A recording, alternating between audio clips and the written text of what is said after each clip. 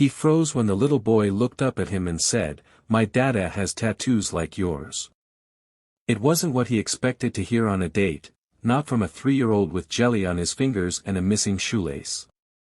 Bill Castle, the billionaire CEO everyone in Washington whispered about, had signed billion-dollar contracts, fired men twice his age, and spoken on stages to presidents. But in that moment, with a kid comparing him to a stranger's dad, he had no words. Ashley's face went red.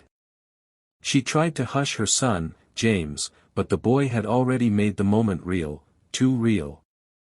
Bill wasn't used to that. He was used to control, to polished dinners, to women who didn't come with sticky hands and innocent questions. But here she was. And something about her silence, embarrassed but proud, felt more honest than anything he'd experienced in years. Ashley didn't belong in his world. She wasn't dressed to impress, her jeans were faded, her hair tied in a loose bun, and her sneakers had seen better days. But her eyes, they had that quiet strength of someone who's been through things no one should go through and still finds a way to smile for her kid. They'd met by accident 2 weeks before, on Pennsylvania Avenue. Bill was jogging alone at dusk, hoodie up, escaping another suffocating board meeting. He saw her sitting on the curb, holding a grocery bag that had just ripped open, cans rolling down the sidewalk. She looked frustrated, close to tears, and the world just kept walking past her. Bill stopped. He didn't know why. Maybe it was the exhaustion in her eyes.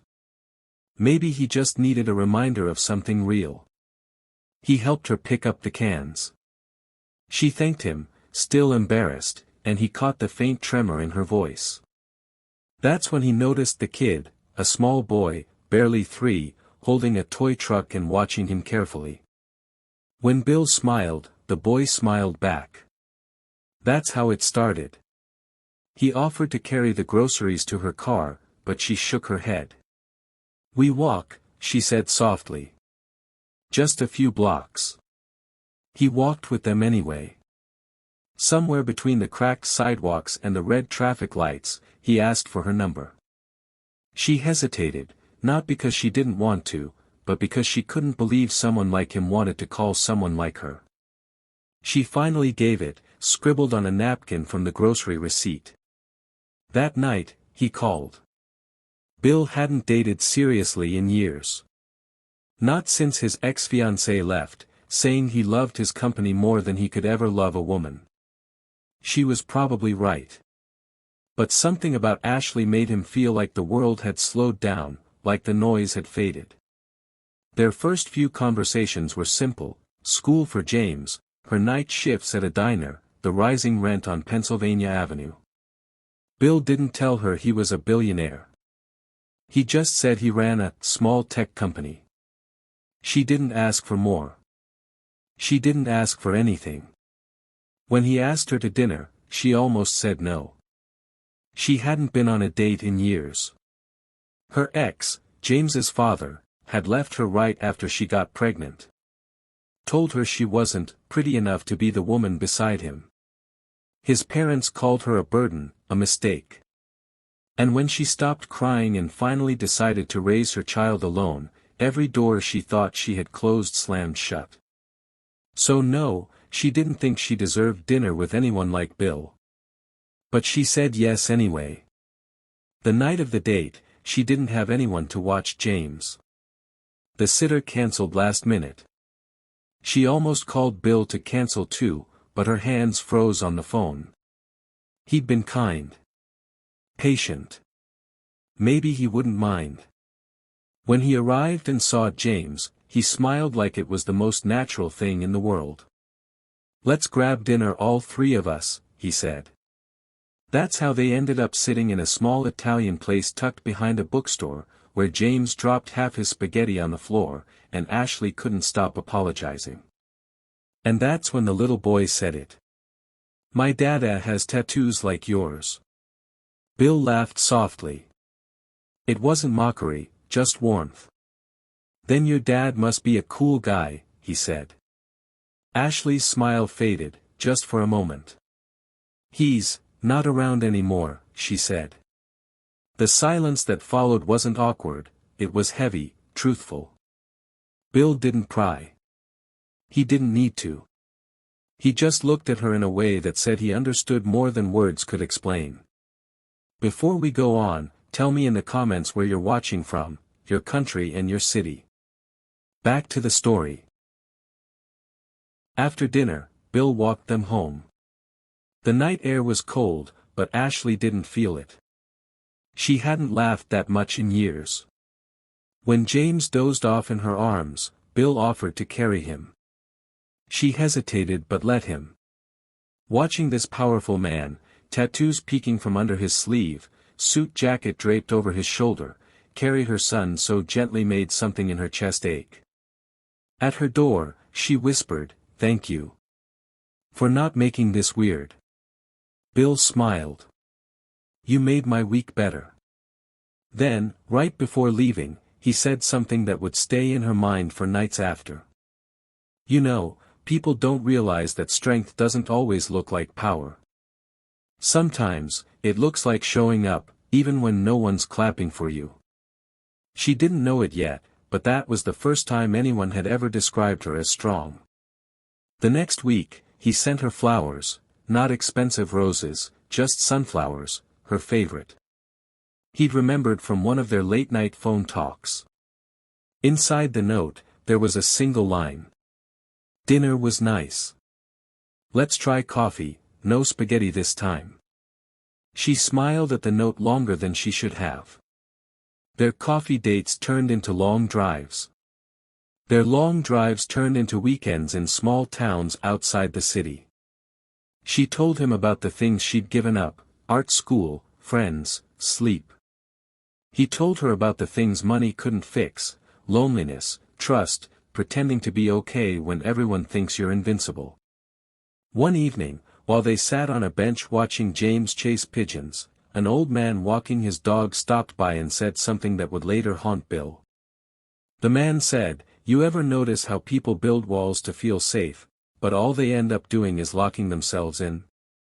Bill smiled politely, but the word stuck. That was the first riddle. Because for all his wealth and power, Bill realized he'd done exactly that. Built walls so high no one could reach him, until Ashley climbed over without even trying. But just as things started to feel right, Ashley's old fear returned. She found out who he really was. Not through him, through the internet. One of her coworkers showed her a magazine cover, Billionaire Bachelor Bill Castle, America's Most Desired CEO.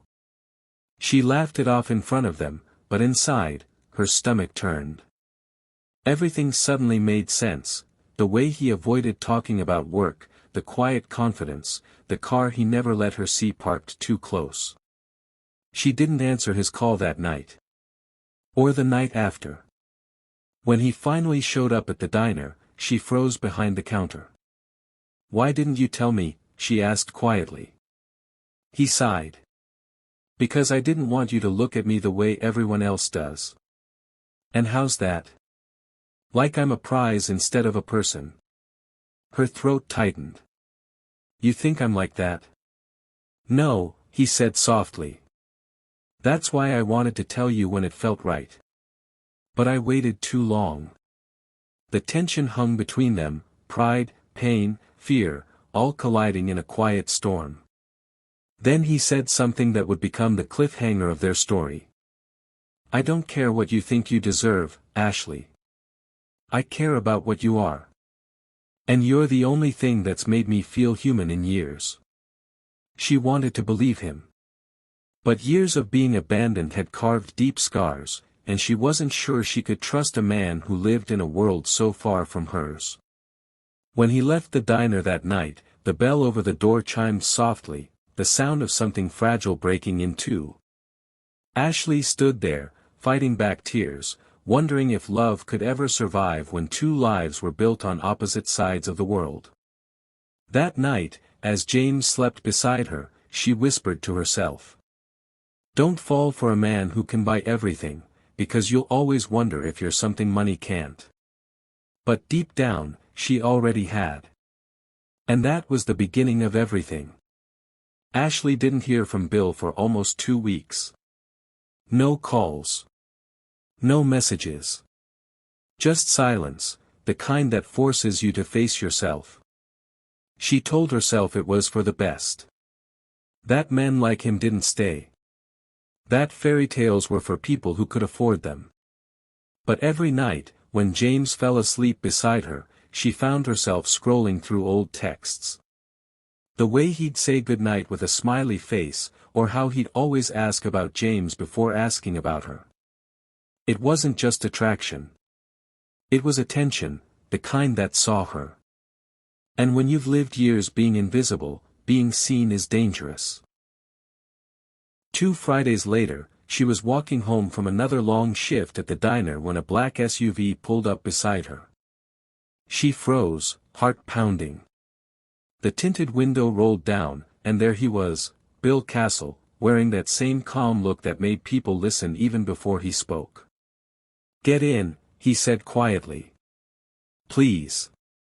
Every instinct told her to say no.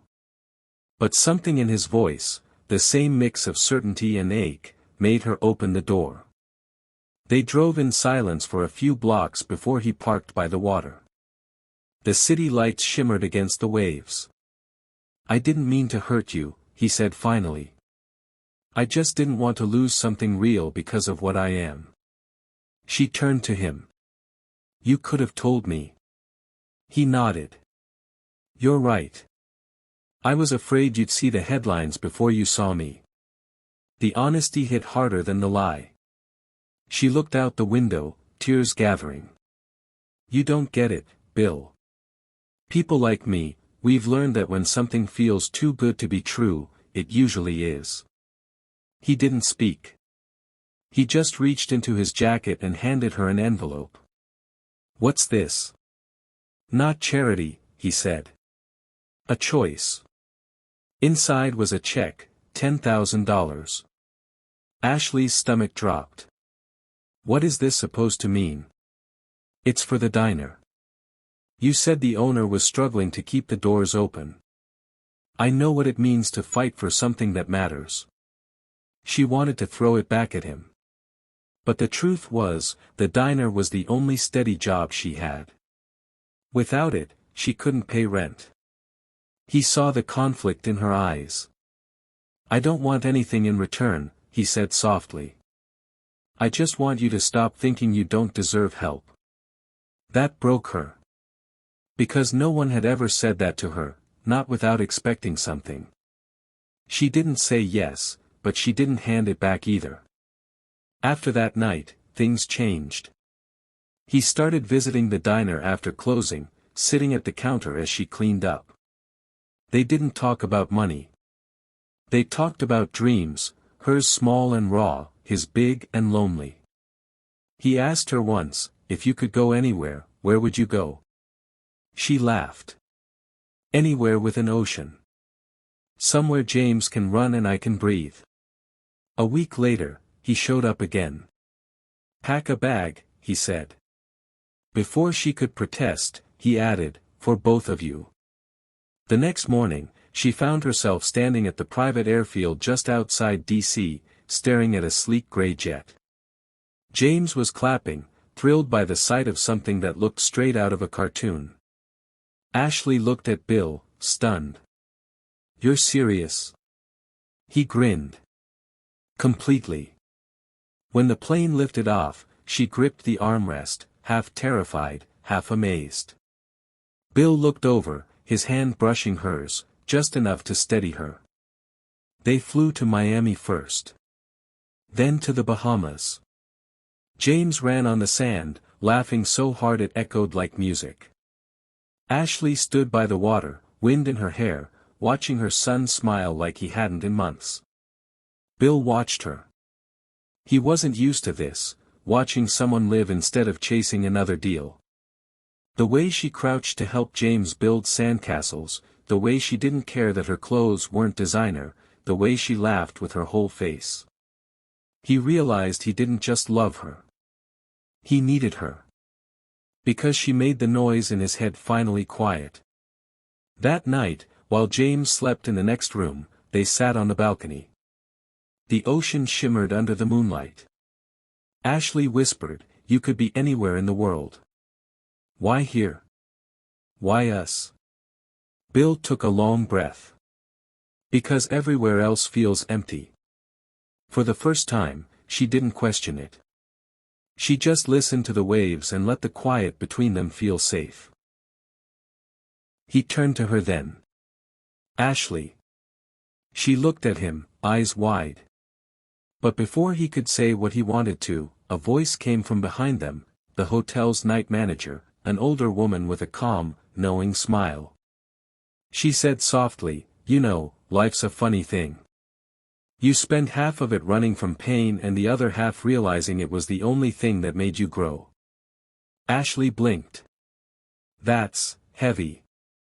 The woman smiled. "It's the second riddle of life. Everyone runs from what makes them human." Then she walked away, leaving the words hanging in the air. Neither of them spoke for a long time after that. Because deep down, they both understood it. The next few months passed in a blur of love that didn't feel like a fantasy, it felt earned. Bill funded the diner quietly, keeping it open under Ashley's name. He never flaunted it. He just made sure she could breathe again. He started joining her and James on ordinary things, grocery runs, school fairs, even park picnics. Billionaire or not, he'd sit on a blanket, grass stains on his jeans, juice box in hand. And every time, people stared. Some out of curiosity, some out of envy. But Ashley didn't care anymore. She'd learned to stop apologizing for the life that finally felt hers. Bill, on the other hand, had begun changing in ways his board didn't like. He missed meetings. He canceled deals. He even took a leave of absence. The man who once said sleep was for people who had time to waste. His investors were furious. His assistant warned him, "You're losing control." But Bill didn't care. For once, he didn't want control. What he didn't know was that love, real love, had its own price.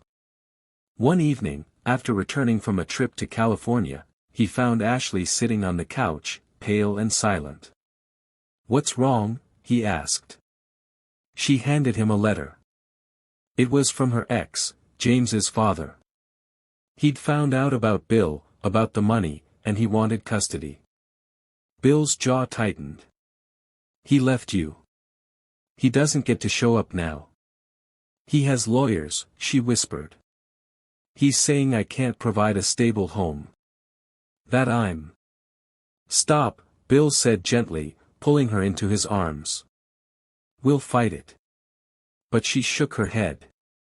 "We can't. I have to. If they find out you're involved, they'll say I'm living off you." He stared at her, realizing what she meant. She wanted to protect him, even if it meant pushing him away. "Ashley, don't do this." Her voice broke. "Bill, I love you. But I can't lose my son." It was the hardest thing she'd ever said. And when he walked out that night, she didn't stop him, because love, for her, had always meant sacrifice. Bill didn't sleep for days. He hired lawyers, investigators, anyone who could help quietly. But no one could fix what was broken inside him, that familiar emptiness returning. He thought about the riddles.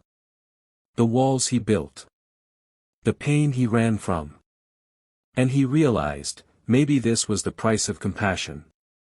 Loving someone enough to let them go, even when it hurts like hell. The custody hearing came fast. Ashley stood alone in court, terrified but calm. She spoke about her job, her son, her life, never once mentioning the man who changed everything. But the judge, noticing the quiet strength in her, saw something real. He ruled in her favor. When she stepped outside, the first thing she saw was Bill waiting across the street, hands in his pockets, eyes glassy but proud. He didn't come closer. He just nodded, a silent promise that he'd been there all along. She smiled, tears streaming down her face. Because she finally understood what he meant that night at the diner. Strength doesn't always look like power. Sometimes, it looks like showing up, even when no one's clapping for you. But love stories like theirs don't end in silence. 2 weeks later, she got a call from an unknown number. Pennsylvania Avenue. Tonight. 8 p.m. No name. No details. Just that. Her heart raced. And when she arrived, standing under the same streetlight where they first met, Bill was there, waiting, holding something small in his hand. He looked at her and said, "I thought I built walls to keep people out. But you walked right through them." Then he opened the box. Inside was a ring.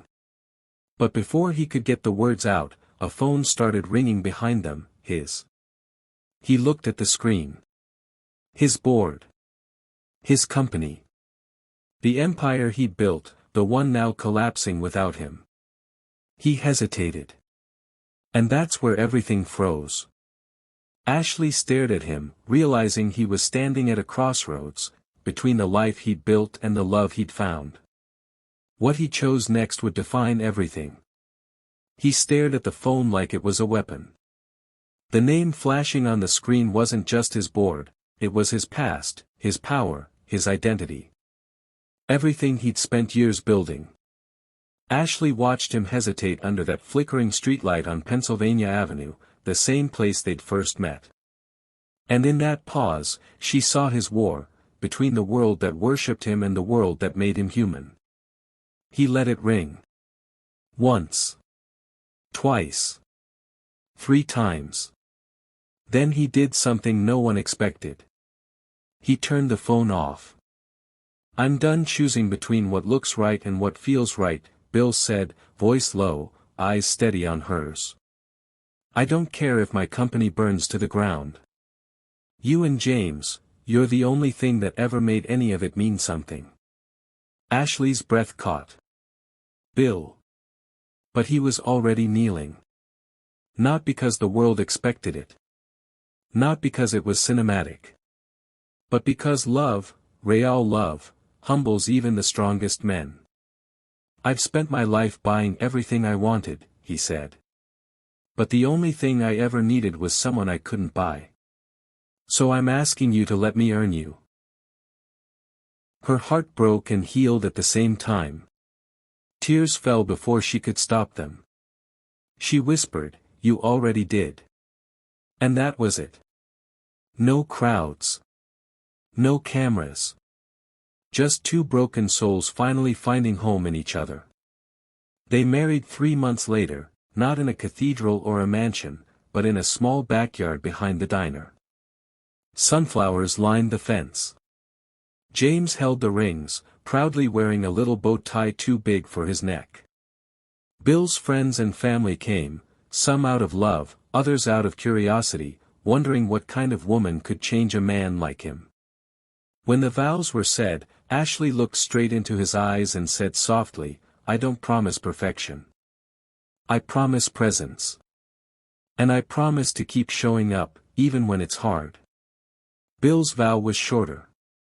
"I promise to never let money speak louder than my heart." Everyone clapped, but for them, it was just silence, that deep, peaceful kind of silence when the world finally stops fighting you. Married life wasn't a fairy tale. There were late nights, missed flights, toddler tantrums, and public judgment. The tabloids ran photos of her in worn jeans, calling her the waitress who won a billionaire. She hated it. Bill didn't care. When she cried once, asking if she was ruining his reputation, he said, "You gave me something reputation can't, a reason to live off the clock." And he meant it. He turned down interviews. Started smaller ventures that let him stay home more. He taught James how to ride a bike. He helped Ashley reopen the diner with a new name, Castle and Company. Cafe, a quiet nod to both their worlds merging. Every day felt like building a new kind of empire, one made of real moments instead of meetings. But life doesn't let anyone escape their ghosts easily. One evening, about a year after the wedding, Bill got a letter from his old company. A hostile takeover. The people he once led were now turning against him. For a moment, he felt that old panic creeping in. The instinct to fix, to fight, to control. Ashley saw it before he said a word. "Go," she said quietly. "You built that world. If it's falling apart, maybe you're the one who can rebuild it right this time." He shook his head. "I promised you I wouldn't lose myself again." She smiled. "You won't. Because now, you know what you're fighting for." That one sentence, that quiet faith, changed everything. Bill returned to the boardroom not as the man he'd been, but as the man she'd made him. Calm. Grounded. Real. He didn't bark orders. He listened. He rebuilt trust. And for the first time, the company followed not out of fear, but out of respect. When the reporters later asked what caused his sudden transformation, he said, "I stopped chasing perfection and started protecting peace." It became one of the most quoted lines in business magazines that year. But for Bill, it wasn't PR. It was truth. Years passed quietly. Ashley ran the cafe, often seen wiping tables herself, never letting fame or money change who she was. James grew up, curious and kind, the kind of boy who still called Bill Dad, not because he was told to, but because love had taught him that family isn't just blood. Sometimes, Bill still thought about those riddles. The old man's words, "People build walls to feel safe, but all they end up doing is locking themselves in." The hotel manager's truth, "You spend half your life running from pain and the other half realizing it made you grow." He realized they weren't riddles anymore. They were lessons. Walls were meant to be climbed. Pain was meant to be felt. Because only then could someone like him, someone who had everything, finally understand what mattered.